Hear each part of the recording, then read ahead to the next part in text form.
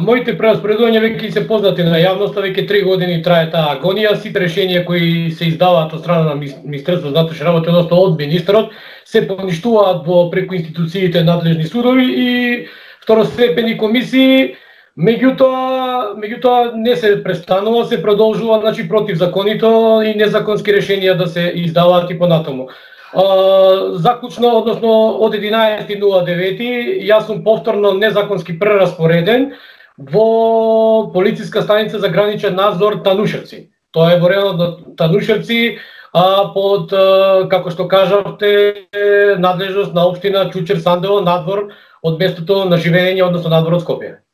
Кажете ми, кое е вашето претходно работно место? Мислам, каде пред да бидете прераспределен, каде работевте?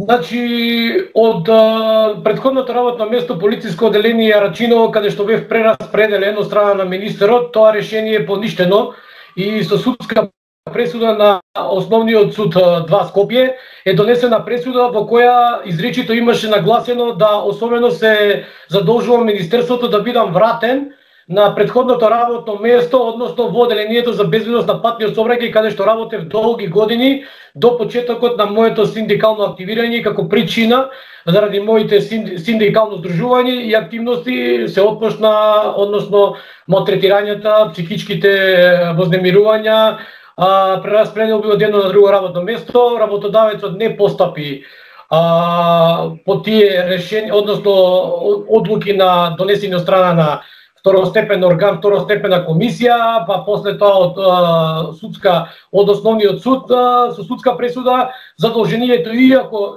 е определено со закон дека е должна е страната да го изврши, во овој случај работодавецот одбива да го изврши тоа задолжение, со тоа што вложи жалба на таа пресуда и веќе 19 месеци се чува во некој од фиоките во апелациониот суд, но без оглед на тоа што се чува на правосилност и на траење на работен спор, јас добивам ново решение, ново прераспоредување на надвор од градот Скопје, како генерален секретар на синдикатот на полиција во Македонија, и све ова резултира поради моите синдикални активности, делувања, синдикално здружување и познато е веќе на јавноста 3 години се обраќаме, но не запира однесувањето, не соодветно, незаконско, директно е насочено од страна на министерот. Значи, ударот кој ни го зададе како кон синдикат го зададе со првиот ден со враќање на повторно министерување во Министерството за внатрешни работи,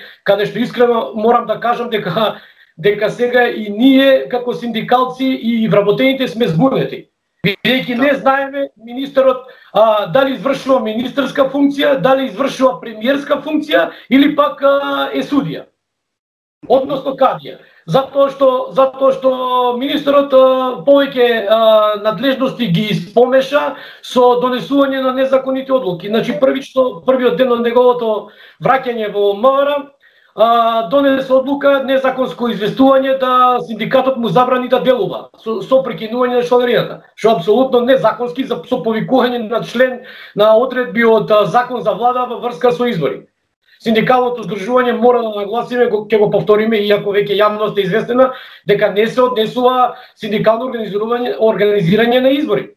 Со тоа што и самиот дополнителен министер господјата Славјанка Петровска не приговорила на значи да речам, не знам што е поводот, најверојатно поводот е омраза или фаворизирање на еден синдикат и мешање во недозволување во синдикално организирање издружување, освен по желбата и односно министерот кој ќе определи кој да делува, кој не. И кој ќе фаворизира. Во ред, вие на вашиот Facebook профил ми се чини беше тоа пред еден ден објавивте една пресуда, така? Ова е зашто се однесува оваа пресуда? Оваа пресуда, точно како што ете вие сте, бидејќи е јавно достапна, сте ја виделе и сте се запознале, се однесува на тоа што, како што кажав, судот, надлежната институција, Основниот суд Скопје 2, ја го поништува решението во полициското одделение Арачиново, каде што бев незаконски прераспределен и со тоа што сум вратен од страна на судот на претходното работно место во одделението за безбедност на патниот сообраќај.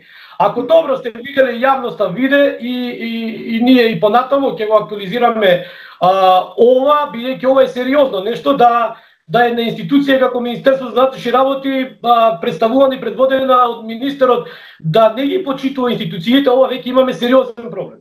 Затоа што во самата пресуда има изречито нагласено во делот на задолжување на работодавецот во рок од 8 дена согласно закон за парнична постапка да постапи што е должен. Сега да не ги цитирам одредбите, добро им се познати на правната служба, но меѓутоа истите се оглушуваат и сакаат да си работат на некој свој начин, со некои своји правила.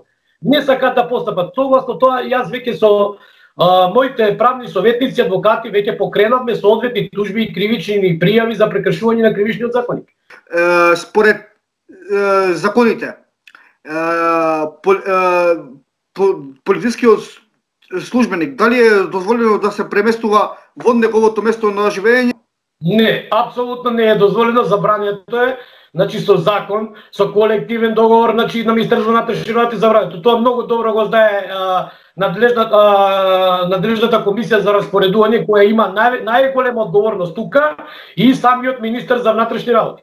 И односно оние одговорни лица од правната служба кои дозволиле да се спроведе вакви решенија, иако свесни при постапките дека надвор од место на живење не сме апсолутно да биде прераспореден работник, освен во определени транспарентни постапки или побарање на работникот. Во овој случај се врши пресија, надвор од место на живење, се врши притисок, заплашување и така натака со некои скриени намери и цели понатаму и по безбедноста на да речеме кога ќе вакво решение се издаде конкретно кон мене или кон било кој работник.